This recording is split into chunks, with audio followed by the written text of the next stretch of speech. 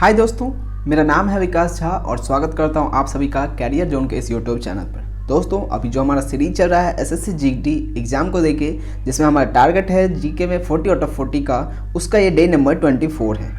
इससे पहले दोस्तों 23 क्लासेस ऑलरेडी हो चुकी है, जिसका प्लेलिस्ट मैं आपको बना के दे दिया हूँ। वहाँ से अगर आपकी कोई क्लास मिस हो गई हो तो आप देख सकते हैं। साथ ही दोस्तों रीजनिंग की भी प्लेलिस्ट बना हुआ है, वहाँ से भी आप देख सकते हैं रीजनिंग की, अगर आपका कोई क्लास मिस हो गया हो तो। दोनों क्लासेस दोस्तों, दोनों की रीजनिंग की और जीके का, दोनों का जो प्लेलिस्ट है बना दिया गया है, वहाँ से आप देख लीजिएगा डायरेक्टली अगर कोई क्लास मिस हो गया हो तो। आपको बता दें दोस्तों, डेली हमारी जीके की क्लासेस रात को 9 बजे होती है और रीजनिंग की क्लासेस कितने बजे होती है? डेली शाम को 7 बजे होती है। आज भी क्लास हुई थी किसकी? क्लॉक की हुई थी। क्लॉक की दोस्तों क्लास नंबर ये 3 था, पार्ट नंबर 3 था।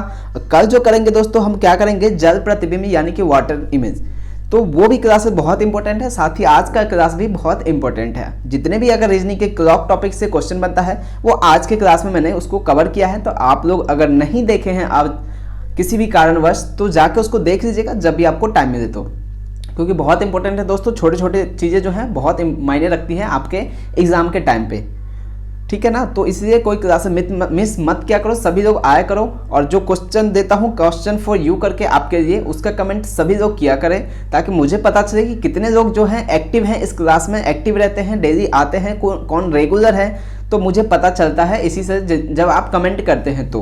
साथ ही दोस्तों आप सभी से एक और रिक्वेस्ट है, अभी आप सभी को पता है हमारा चैनल क्या है, न्यू है, अभी हमने स्टार्ट किया है, तो यूट्यूब के सर्च लिस्ट में ना नहीं आ पाता है।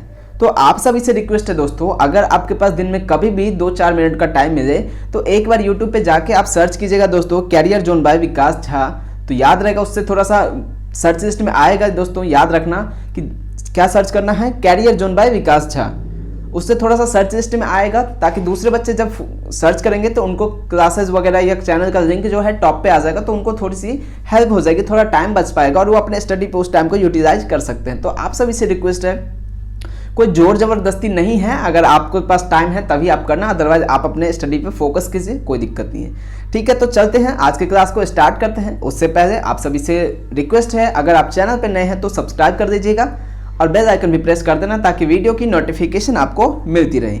एक बार सभी को, आप सभी का नमस्कार, स्वागत है आज के इस क्लास में। चलिए फिर आज का देखो क्वेश्चन फॉर यू। हमेशा की तरह आज भी आपके लिए क्वेश्चन फॉर यू लाया हूं, इसका कमेंट कीजिएगा दोस्तों आप सभी, वीडियो एंड होने के बाद में करना, लेकिन क्योंकि अभी जो कमेंट करोगे एक तो बहुत फास्ट जा रहा है, दूसरी बात ये कि जब लाइव सेशन खत्म होता है, प्रीमियर खत्म होता है, तो आपके सारे कमेंट्स जो है दोस्तों रिमूव हो जाते हैं ऑटोमेटिकली, तो मैं देख नहीं पाता हूँ सभी का कमेंट। तो जब वीडियो एंड हो जाएगा उसके बाद आप कमेंट करना, तो वो थोड़ा लॉन्ग टाइम तक रहेगा, मैं उस कमेंट को देख लूंगा, जिसका भी करेक्ट होगा उसको मैं हार्ट दे दिया करूंगा, ताकि आप समझ जाना आपका आंसर राइट है कि नहीं है। अगर आपको हर्ट मिलता है तो समझ जाना राइट है, नहीं मिलता है तो समझ जाना रॉन्ग है। और दूसरी चीज ये कि आपका जो आंसर है ना इसका, तो वो लिखना, अगर 4 जून है तो 4 जून लिखना, 4 जुलाई लिखना, 4 अगस्त या फिर 4 सितंबर। ABCD मत देना लिखना दोस्तों, क्योंकि इससे मुझे ये नहीं पता चलता है कि आप किसका आंसर कर रहे हो। अदर क्वेश्चन का कर रहे हो, जो 20 क्वेश्चन है उसका आंसर करो, या फिर क्वेश्चन फॉर यू का। तो आप सभी से रिक्वेस्ट है, आप पूरा का पूरा आंसर लिखिए, ताकि पता चले कि आपका जो आंसर है ये वो किसका है, क्वेश्चन फॉर यू का किया है आपने, मैं उसको देख सकूं, एनालाइज कर सकूं। और सभी लोग कमेंट किया करें दोस्तों, काफ़ी लोग नहीं करते हैं, आते हुए चीज़ें पता नहीं चलता, कितने लोग क्लासेस देखते हैं, एक्टिव हैं, कितने लोग रेगुलर हैं, नहीं है, तो पता नहीं चलता। इससे कमेंट किया कीजिए।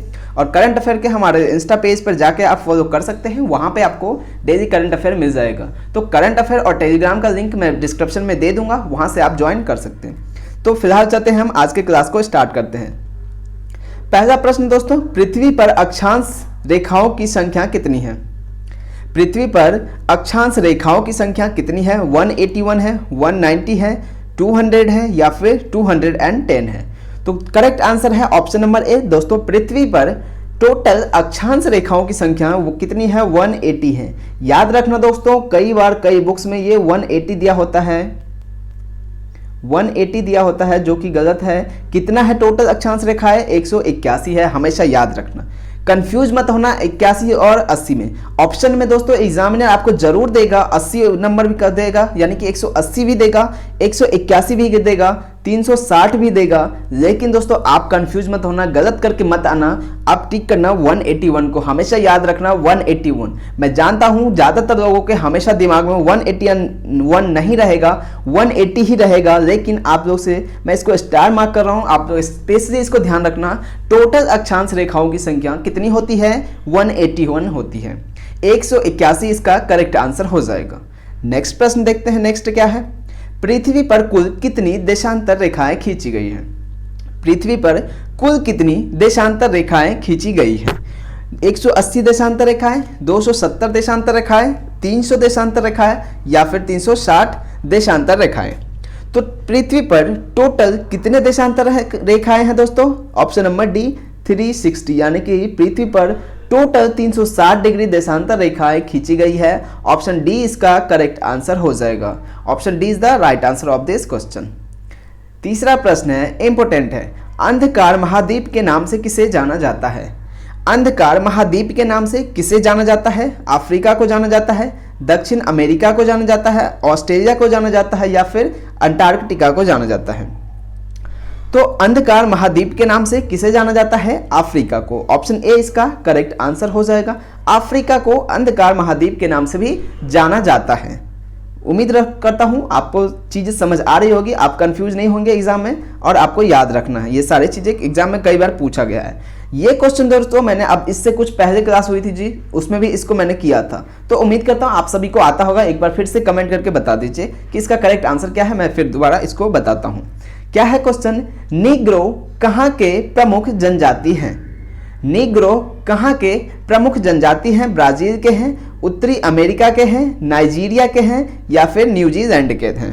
तो मैंने दोस्तों बताया था कुछ ही क्लास पहले में कि नीग्रो जो है, नीग्रो बोलो या फिर नाइग्रो बोलो, नीग्रो बोलो या फिर नाइग्रो बोलिए। तो ये कहाँ के प्रमुख जनजाति हैं? उत्तरी अमेरिका के। क्या आपको याद है दोस्तों? अगर आप रेगुलर हैं, क्लास में कंसिस्टेंट हैं, तो आपको पता होगा, अभी कुछ ही क्लास पहले हमने ये क्वेश्चन पढ़ा था जिसमें हमने नाइग्रो लिया था कि नाइग्रो कहाँ का प्रमुख जनजाति है। यहाँ पे नीग्रो है, दोनों चीज़ सेम है, कई एग्जाम में ये पूछते हैं, कई में ये दे देते हैं, तो कंफ्यूज मत होना। नाइग्रो के हैं या नीग्रो के हैं, कहाँ के प्रमुख जनजाति हैं? उत्तरी अमेरिका के। तो ऑप्शन बी इसका करेक्ट आंसर हो जाएगा। चलिए पांचवा प्रश्न पर। पांचवा प्रश्न है, विश्व का सबसे छोटा महाद्वीप कौन है? विश्व का सबसे छोटा महाद्वीप कौन है? यूरोप है क्या? ऑस्ट्रेलिया है क्या? सॉरी, उत्तरी अमेरिका है क्या? दक्षिण अमेरिका है क्या? या फिर ऑप्शन डी है ऑस्ट्रेलिया? तो विश्व का सबसे छोटा महाद्वीप कौन सा है दोस्तों? ऑस्ट्रेलिया है। ऑप्शन डी इसका करेक्ट आंसर हो जाएगा। विश्व का सबसे छोटा महाद्वीप कौन सा है? ऑस्ट्रेलिया है। Option D is the right answer. 6 प्रश्न है, 6 नंबर का, the shape of the beast. The shape of the beast किसकी कृति है? The shape of the beast किसकी कृति है? अरुंधति रॉय, दीपक चोपड़ा, महेश वर्मा, जॉन क्रीटन। तो करेक्ट आंसर क्या है इसका? Option number A, Arundhati Roy. The shape of the beast किसकी कृति है? अरुंधति रॉय की है। ऑप्शन ए इसका राइट आंसर हो जाएगा। 7वां प्रश्न है, माउंटबेटन योजना का मुख्य उद्देश्य क्या था? माउंटबेटन योजना का मुख्य उद्देश्य क्या था? स्वायत्तता, उद्योग का विकास, शिक्षा या फिर भारत का विभाजन? तो माउंटबेटन योजना का जो मुख्य उद्देश्य था वो क्या था? भारत का विभाजन था। माउंटबेटन योजना का मुख्य उद्देश्य क्या था? भारत का विभाजन। ऑप्शन डी इसका करेक्ट आंसर हो जाएगा। 7वां प्रश्न है, रामकृष्ण परमहंस का वास्तविक नाम क्या था? रामकृष्ण परमहंस का वास्तविक नाम क्या था?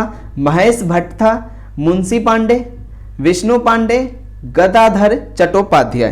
तो दोस्तों रामकृष्ण परमहंस का वास्तविक नाम क्या था? गदाधर चट्टोपाध्याय। ऑप्शन डी इसका करेक्ट आंसर हो जाएगा। रामकृष्ण परमहंस का वास्तविक नाम क्या था? गदाधर चट्टोपाध्याय। तो ऑप्शन डी इसका राइट आंसर हो जाएगा। 9वां प्रश्न है, CU की किसके द्वारा लिखी गई? CU की किसके द्वारा लिखी गई है? फाहियान के द्वारा, हीनयान के द्वारा, हेनसांग के द्वारा या फिर इनमें से कोई नहीं? तो CU की किसके द्वारा लिखा गया है? हेनसांग के द्वारा लिखा गया है। ऑप्शन सी इसका करेक्ट आंसर हो जाएगा। दोस्तों हेनसांग किसके शासनकाल में भारत आया था? हर्षवर्धन। हर्षवर्धन के शासनकाल में भारत आया था। और ये हेनसांग जो था वो कहाँ का था? वो चीन का था, यानी चाइना का था हेनसांग। और ये हर्षवर्धन के शासनकाल में आया था। कुछ अन्य इंपॉर्टेंट हैं विदेशी यात्री जो आए थे भारत और किसके शासनकाल में, उसको हम एक बार देख लेते हैं। दोस्तों सबसे इंपॉर्टेंट है मेगास्थनीज। मेगास्थनीज किसके शासनकाल में भारत आया था? चंद्रगुप्त मौर्य के शासनकाल में मेगास्थनीज भारत आया था। ये कहाँ का था मेगास्थनीज? यूनान का था। कई बार आपसे एग्जाम में ये भी पूछ देता है कि कौन सा जो विदेशी यात्री है वो किस कंट्री का है। जैसे हेनसांग बात करें या फाहियान बात करें, कई बार एग्जाम में पूछा गया है। तो मेगास्थनीज कहाँ का था? यूनान का था। और किसके शासनकाल में आया था? चंद्रगुप्त मौर्य के शासनकाल में आया था। एक दोस्तों और क्या था, अगर हेनसांग की बात करें, हेनसांग मैंने बता दिया, हेनसांग कहाँ का था? चाइना का था। और किसके शासनकाल में आया था? हर्षवर्धन के शासनकाल में आया था। हेनसांग हो गया। फाहियान, फाहियान किसके शासनकाल में आया था? फाहियान आया था चंद्रगुप्त द्वितीय के शासनकाल में। और फाहियान जो है ये भी कहाँ का था? चाइना का था। याद रहेगा ये चीजें। मार्को पोलो एग्जाम में पूछा गया, मार्को पोलो कहाँ का था? इटली का था। इटली का था मार्को पोलो। और ये कब आया था? कयाल, कयाल के शासनकाल में। कयाल जो है दोस्तों पांड्य वंश से था, पांड्य वंश से था कयाल। इनके शासनकाल में कौन आया था? Marco Polo. Ibn Battuta, Ibn Battuta कहाँ का था? इब्न बतूता मोरक्को का था। और किसके शासनकाल में आया था? मोहम्मद बिन तुगलक, मोहम्मद बिन तुगलक के शासनकाल में इब्न बतूता भारत आया था। और ये कहाँ का था? मोरक्को का था। चलिए नेक्स्ट प्रश्न देखते हैं। नेक्स्ट प्रश्न है, शाह आलम द्वितीय किसके काल में मुगल सम्राट थे? शाह आलम द्वितीय किसके काल में मुगल सम्राट थे? Lord William Bentinck, Mountbatten, Robert Clive या फिर लॉर्ड रिपन? तो करेक्ट जो आंसर है दोस्तों इसका लॉर्ड क्लाइव। लॉर्ड क्लाइव के शासनकाल में शाह आलम द्वितीय मुगल सम्राट थे। मुगल सम्राट किसके शासनकाल में थे? लॉर्ड रॉबर्ट क्लाइव के शासनकाल में। तो ऑप्शन सी इसका करेक्ट आंसर हो जाएगा। 11वां प्रश्न है, द्वैध शासन, द्वैध नहीं है ये, द्वैध शासन है, ये द्वैध शासन है, ठीक है। द्वैध शासन व्यवस्था को कब समाप्त किया गया? द्वैध शासन व्यवस्था को कब समाप्त किया गया? 1772 में किया गया, 1659 में किया गया, 1663 में किया गया या फिर 1665 में किया गया? तो दोस्तों द्वैध शासन को कब समाप्त किया गया था? 1772 में। ऑप्शन ए इसका राइट आंसर हो जाएगा। 1772 में दोस्तों द्वैध शासन को समाप्त कर दिया गया था। 12वां प्रश्न है, शिवाजी के ज्येष्ठ पुत्र का नाम क्या था? शिवाजी के ज्येष्ठ बोले या फिर बड़े पुत्र का नाम क्या था? राजा राम था, संभाजी था, साहू था या फिर शिवाजी द्वितीय? तो शिवाजी के जो ज्येष्ठ पुत्र थे यानी बड़े पुत्र थे उनका क्या नाम था? संभाजी नाम था उनका। तो ऑप्शन बी इसका करेक्ट आंसर हो जाएगा। शिवाजी के ज्येष्ठ पुत्र का नाम संभाजी था। ऑप्शन बी इसका करेक्ट आंसर हो जाएगा। 13 नंबर का प्रश्न है, पुरंदर का संधि कब हुई थी?